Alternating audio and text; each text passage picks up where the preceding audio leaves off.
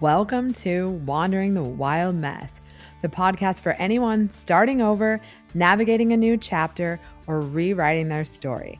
I'm Heather Morgan, and if you've ever thought to yourself, what am I doing with my life? You're in the right place.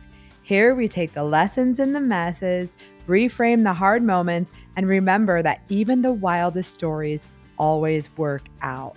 I'm so happy you're here. Now let's wander this wild mess together.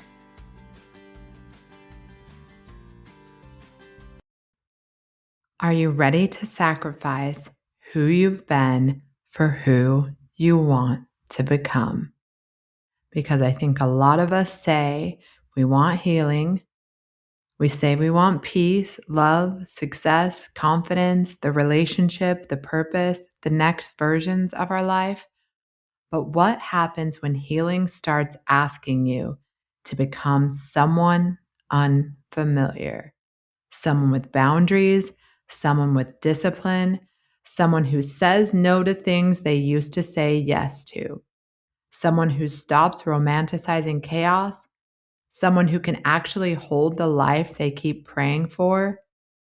And I think that's the part that nobody talks about, because there's a version of us that became emotionally attached to the mess.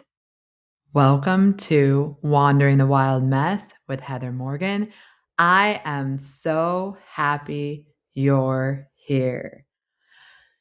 Y'all, I know that's deep and I know you need to hear it. And that's why you're listening, because all of us go through different seasons in life. And there comes a time when we're in a season that we know is no longer serving us, and we have to move. We have to make different decisions if we want a different life. But the challenge that I think so many of us face is that we pray and we ask and we manifest and we desire this other life, but we don't take a look in the mirror and say, am I the type of person that can hold that life? And that is the question I want to talk through in this episode, as I'm doing so much of this reflection myself. And I'm realizing that healing is not just about feeling better.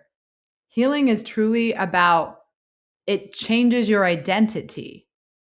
And I've talked before about how divorce, starting over, all of that is such an identity death. I've came to the conclusion that throughout our life, we're going to have a number of those if we're growing and evolving. Divorce for me was just the first one to completely trigger it in ways. I mean, I guess I had a few others before, but it was the largest one that really disrupted every part of my identity.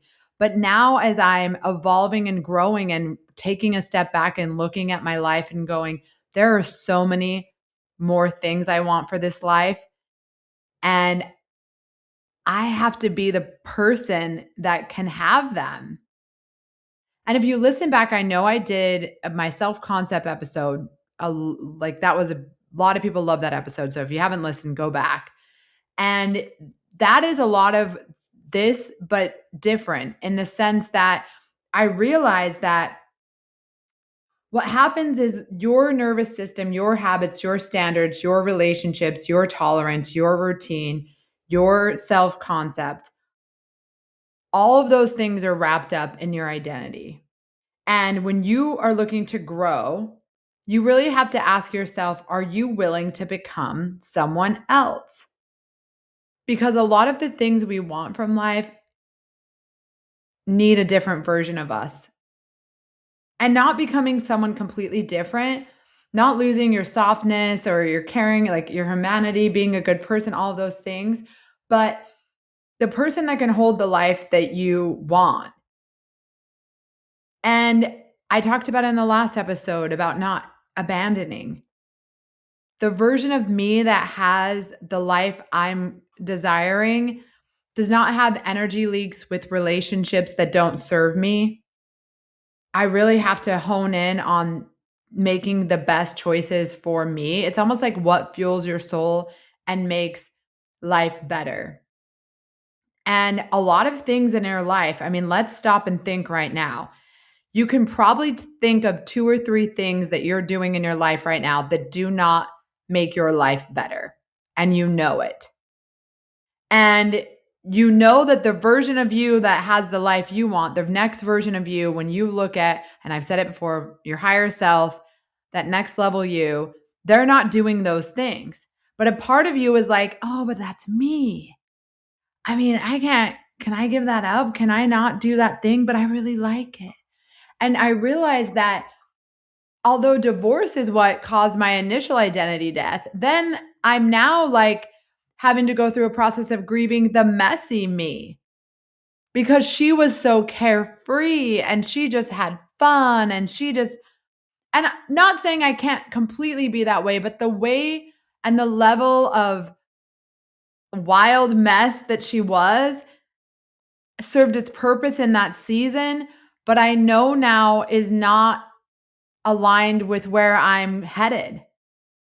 And I had talked to someone else recently that had went through divorce, and we were both talking about the identity deaths. And I said, yeah, but don't you kind of miss that messy part when you were just having these fun, wild mess stories? And she's like, no. And I thought, oh, I still do at that moment, and I guess it was a minute ago. It was probably a couple months ago, but I thought, oh, she doesn't even miss that version of her. And I realize now looking back that I just wasn't there yet. I hadn't moved through enough of like detachment of that old identity that part of me was like, yeah, a fun night out in Nashville, and I still want to have fun, but it's a different kind of experience, I realize. And here's just an example. And I know a lot of people may think this is silly, but like there was a point in time, and I think me and Leah talked about this if you listened to her episode of when I first moved to Nashville. It's like, I don't know if I was just running on vibes and my nervous system was so wrecked. It was like, just keep going. I was just in fight or flight. But I don't know how I was staying out so late, especially as a grown woman. Like, I get it if you're like in your early 20s, but like, I'm a grown woman, been married a whole career and all these things. And I'm like, I don't even know. I was just running on fumes. But now my life is like, no, that is not the version of us. There is not a world in which that is our norm. And it's funny how that happens. And it's not in this like, oh, now I'm just too good for that. I'm better than that. It's just you evolve and go, that season was fun. And I don't regret the memories or the times, but that is not going to get me to where I want to be. And it's not even just about my goals. It's just about, it's not who I am anymore. But at the beginning of realizing that wasn't serving me, I realized that I had to like loosen the grip on that identity and realize that she's messy. Heather out till 3 a.m. in Nashville is no longer in the building. She's gone. And she was so fun. And we did so many things together. And that's how we are with our lives about things. That's why when those first few things came up, when I asked you, what things are you holding on to? And it could be as simple as you're going to get a super large soda, and I ain't coming at you. I'm from Utah. I know you love your soda, but like, let's just say if that's in your routine every day, no judgment. It can be. We all have our own vices. But like, is that version of you doing that? Maybe, maybe not. But you get so tied into that joy of like, it's just so fun. And then I go there and I see the people and I say hi. And it's those routines that eventually, when you look and kind of do almost a life audit, which I don't think I sat down personally and did a life audit, although I recommend, but I'm like undiagnosed ADHD. So I'm always all over the place. So I probably started to do it and I didn't, but I really did take the few key things in my life that I'm like, this isn't working for me. And that would be staying out late. That would be making decisions that don't align with the person that I want to be. And without getting too personal, which I do in some ways, like there has been so many things I look back at and I'm like, that ain't me. And you can decide who you are at any time. You do not have to you do not owe anyone a previous version of you. And I preach this through the podcast. You know that I truly believe that, because this life is yours and you're making it what you want it to be. And we're not here to be 90 on a deathbed feeling like we lived our lives for everyone else and never chose our own path, because I promise you that's not why we're here. So, but I do want you to kind of think about that, because I hear so many people in my life, and I do it too, where we're looping things like that we don't want in our reality, but then we're doing the same things that got that result. We're being the same person. We're not changing behaviors that have proven to us not beneficial. We're asking for things that we can't give, right? And I've talked about this in the episode with like Ready for Love but Still Single, I think it was, where if you want a partner, you want to be a wife, and you're not acting from the identity of how a wife would act, or a husband, like, that's tough shoes to fill, because you're not embodying the thing that you want to be. So you're calling in a husband while not moving through the world like a wife. And there's nothing wrong with that, but it's kind of like you think that's going to come. I like to think of it like you're going fishing hoping to catch an elk. That's not the pool you're in. That's not the way you got the wrong tools, the wrong equipment. That ain't how you're going to catch one, because it's just not how it works. And I could think of a lot of examples of that. And I thought that in my life when I started switching up a lot of the things that I wanted, and I thought, well, these patterns won't work for me anymore if I want these other things. And I know that it takes a while to shift that. And I'm only saying this now because it's feeling so, I've pulled myself out of the messy stage. I feel like I'm out of it. I almost wish I would have recorded this when I felt even more of a pull that I was in it. But I finally feel like it's just locked in, like there's no going back. But I do remember it feeling, and you know what it took? Sometimes it took me doing those old actions again, thinking that I wanted that messy part of me, part of my identity to still exist. And then when I did them, I didn't like how it felt. It's like I thought I missed that. It's almost, again, I think I might have said that. It's almost like you thought you missed that ex, and then you go to dinner with them and you're like, oh no, this will never work. I was wrong. I romanticized what it was like to be with you, and I'm here, and it's not it. And that is almost how the same it was with my identity, where I was like, I miss the fun, messy me. And then I'm doing something and I'm like, I gotta go. This isn't me. Never mind. And it's only until then, after you romanticize it, but then when you actually get back in it, you're like, never mind. No, this ain't for me. And then you can kind of move on. It's almost that closure. I think some people can just do it more instantaneously. They're like, this isn't serving me, one event, and they just cut it off. But for me, it really took quite a bit of like processing to get there. And I think it's because that was the first identity I had after my divorce, was just like, okay, I'm messy, delusional, fun. Life is just flowing. And I was just carefree. And oh my gosh, that girl got me through so much. She literally saved my life because she just didn't have a care in the world. And that's exactly what I needed at that season of life. And so part of me is like, I can't give her up. That's my girl. I loved that part of me. But then I realized I can still love her and know that this is just not where we are anymore. You know, it's just like the character that got you through that piece of the journey. And now it's like, all right, thanks for everything you did. We're moving on. And that's really what it feels like, you know? But it was just like, I love the freedom of her just being like, I'm figuring it out. I don't know what I'm doing. I'm just wandering. This is just who I am. But then it got to a point where my life is like, I know you've been just wandering for a while, but I think we're going to need to start having some structure. And I realized structure, I was delaying it and it felt so terrifying because it was unfamiliar. And almost it was unfamiliar for that period of time, but I also realized that there was so much structure in my life, in my marriage, that I felt like I'd be going backwards.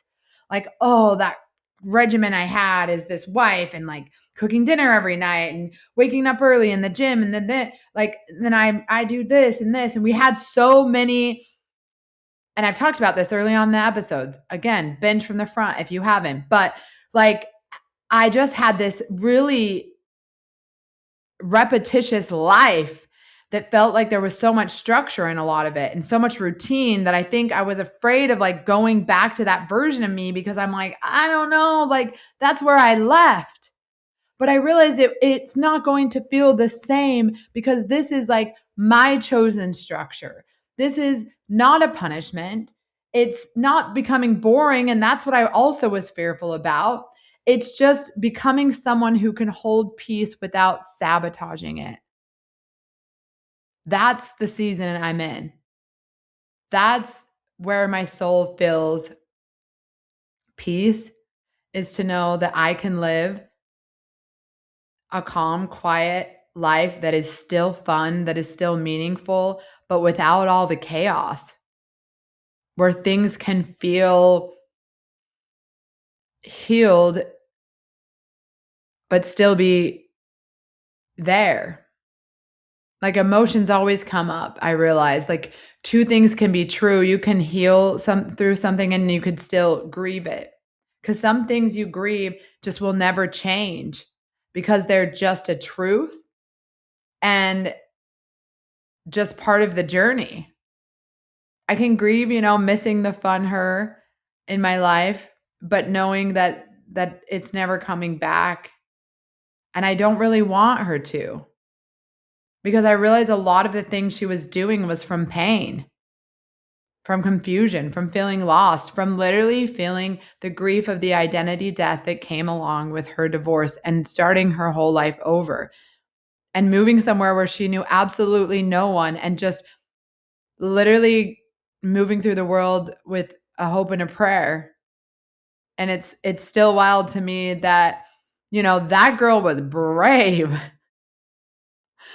And I'm so proud of that. But it's okay to heal that. And I want you to kind of think, when you're thinking about healing wherever you are, the question becomes, and this was for me when I was holding on, because this was over a year process. I knew I needed to level up, find my higher self, go through, but it did not happen overnight. This has been, and I wouldn't even say I'm there yet. I've just really let go of a lot of the things that were holding me back that I was trying not to let go of for so long.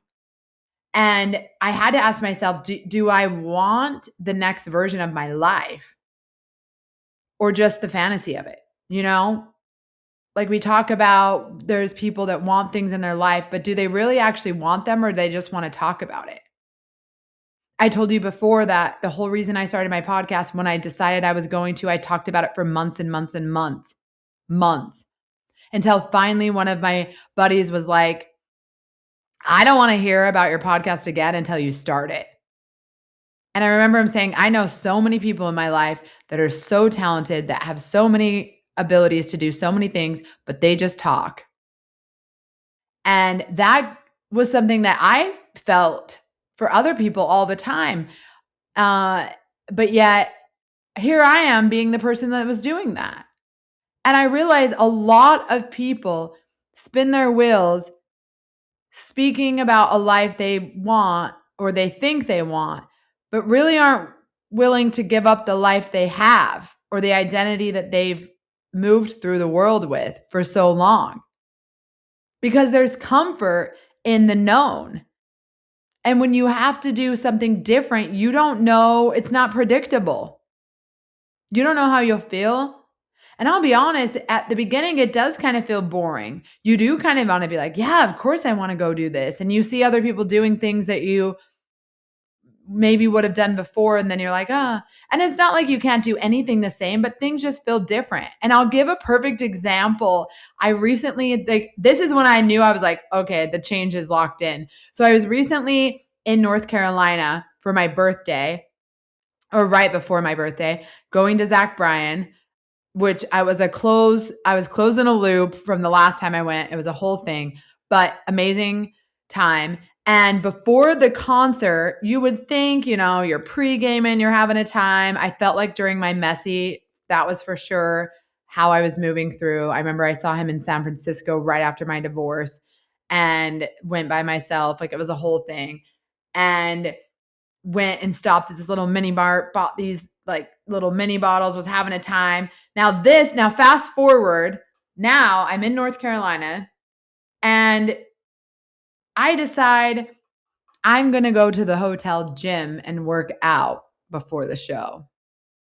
And I thought about going and I was like, no, I don't need a pregame. You know what? I've been doing this new like protein powder and creatine whole thing. And I thought, yeah, and I decided to, and this isn't about like, oh, look at me, I'm so great. It was just like a choice that I made. And as I'm at the gym and there's no one there and I'm working out and it's a beautiful day in North Carolina, I thought to myself, this is how the change shows up.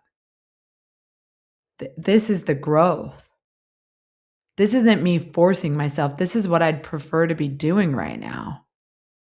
And I think that's powerful when you realize that it becomes you finally being all right with making different choices than you have for so long. And not in a forceful way, but in a way of like, this feels better. This feels better. And not all choices like that are easy. But I think when you realize what actually feels good in your life and you're honest with yourself, not what you've always done, but what actually feels good. And I don't mean in the moment. I mean, and in the moment it did feel good, right? But I'm saying oftentimes when you first are doing things, it might feel like, oh, I'd rather be doing something else. But you realize after, like, no, this is better. This makes me happier. This choice is more aligned with the life that I want. And I want to like kind of one thing that triggered this, and I was thinking about it the other day when I was at this event with one of my friends, and we were talking about something, and it came up how Theo Vaughn, and I just want to like preface this because it's so powerful if you're thinking about changing your life in any way, because I know that change is hard. And this is just to nudge you if you've been thinking about you wanting to make a shift and you know what it is. And this could be, again, removing people from your life, removing yourself from situations or relationships or things that are not helping your life. And it's hard for all of us to give up things we've always known.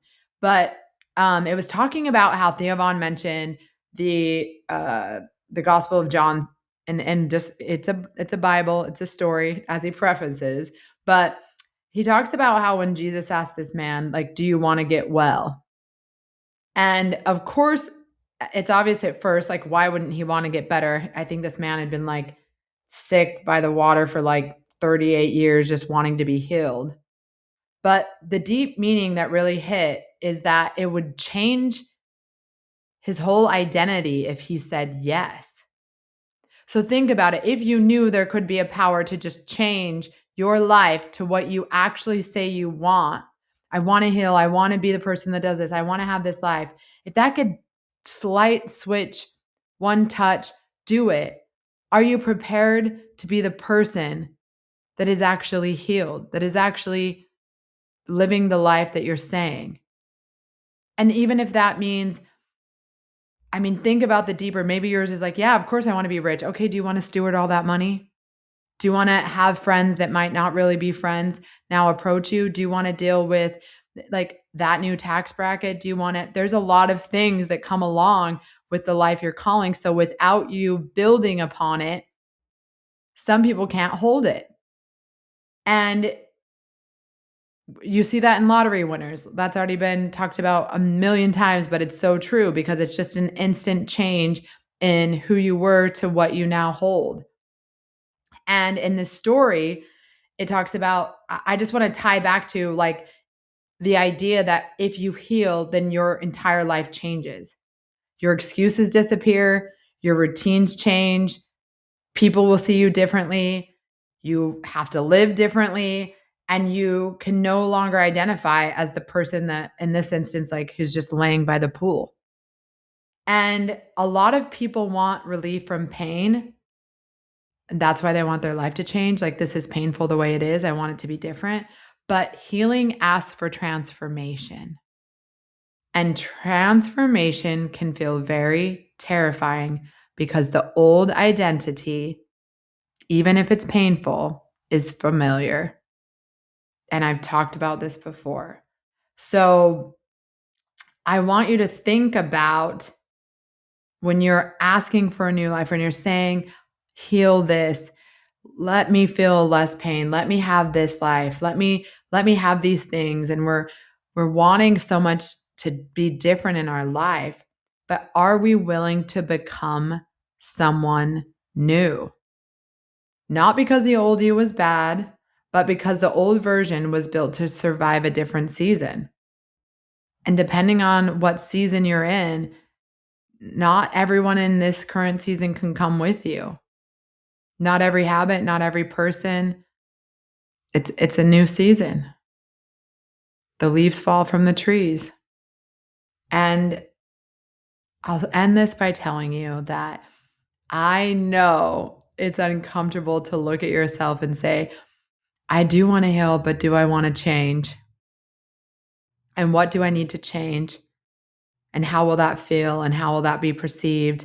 And can I do it? And as much as no one wants to hear this, I had to remind myself all the time because I'm such a person that used to plan out so much. And now I feel like I'm evolving a little more back to that mindset of like, I just want to have it all figured out. And I just don't see in life where that comes a point that we do. But it's day by day. I'm not suggesting, and it was not my experience, that every habit and every thought and everything just changed overnight. It was continuously moving through the world as embodying who I want to be, who I desire to be, instead of who I was. And that helps me show up for the different life that I want to call in, that I know that is meant for me, that I'm here to do.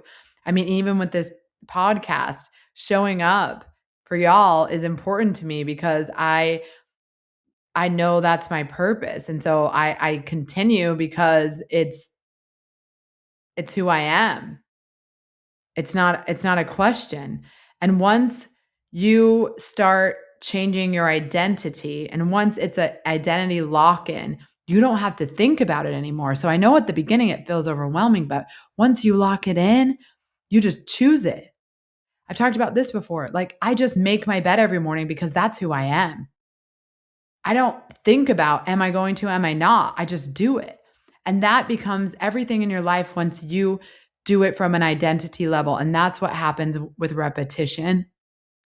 And I know you got this. I wanted to bring you something that you could really reflect on and think about because it's so important for us to really combine what we think about, what we're ruminating in our minds, what we want, and put it into action because that's where the change happens. Words are powerful, but they're not going to change the world or your world or who you are. It's the actions that you take every single day that are going to make the difference. So, if this helped you or you know someone that needs to hear it, get it to them, send it to them. I feel like this is a light little nudge of I love you, I see you, and I know you're evolving. And make sure that you go and give the episode 5 stars or give the podcast 5 stars. Y'all, that means so much. I feel like there's so much happening behind the scenes with the podcast, and I just can't wait to share with y'all everything that's moving. And I want more people to find it because I'm seeing and witness of how it's helping us as we're all just evolving together and wandering the wild mess. So I want to kind of end this by just saying and asking you and posing you this question because I love you. Do you actually want the next life?